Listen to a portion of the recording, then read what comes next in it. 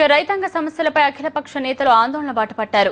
కేంద్ర రాష్ట్ర ప్రభుత్వాలు అనుసరిస్తున్న వైఖరి వల్ల రైతులు వ్యవసాయాన్ని వదిలేయాల్సిన దుస్థితి ఏర్పడిందని టీడీపీ అధ్యక్షుడు చంద్రబాబు ఈ సమావేశంలో ఆరోపించారు. రైతుల సంక్షేమాన్ని ఆశించే రాజకీయ పార్టీలను, ప్రజా సంఘాలను కలుపుకుని ఉద్యమాన్ని ఉధృతం చేస్తామన్నారు. వ్యవసాయం లాభసాటిగా తయారయ్యే వరకు ఈ పోరాటం ఆగదు. వివిధ దశల్లో, వివిధ రూపాల్లో ఈ పోరాటం ఉంటుంది.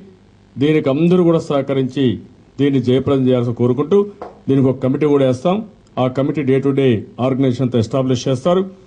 రాష్ట్ర స్థాయి కాకుండా దేశ స్థాయి కూడా మొత్తం పార్లమెంట్ సభ్యుల్ని, శాసనసభ్యుల్ని, వివిధ రాజకీయ పార్టీలని, అదే మరి అగ్రికల్చర్ ఎక్స్పర్ట్స్ని అందరినీ కూడా కోఆర్డినేట్ చేసుకుంటాం. ఈ రోజు ఇది ప్రారంభం మాత్రం, ఇది గుర్తుపెట్టుకోవాలి. ప్రభుత్వాలు మళ్లీ మళ్లీ హెచ్చరిస్తున్నాం. మీరు గాని రైతు సమస్యల పట్ల ఏమాత్రం కూడా జాగ్రత్త చేయకపోతే, మీరు పట్టించుకోకపోతే తీవ్ర పరిణామాలు ఉంటాయి. ఆ తీవ్ర పరిణామాలు రాకమునుపు మీరు కళ్లు తెరవాలి. అది గుర్తుపెట్టుకోవాల్సిందిగా ప్రభుత్వాలు హెచ్చరిస్తున్నారు. ruchulu.com Making of Andhra recipes. Recipe videos in Telugu for all varieties of veg, non-veg, baking snacks and desserts. Please visit ruchulu.com.